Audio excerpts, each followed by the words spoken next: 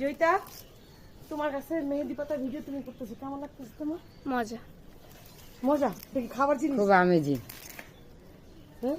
Amazing একটা ব্যাপার স্যাপার। তার সাথে আবার কে?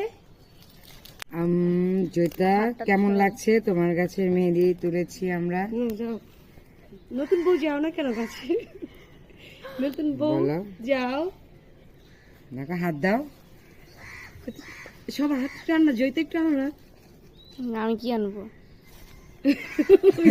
কিন্তু রাখো না। এই যে।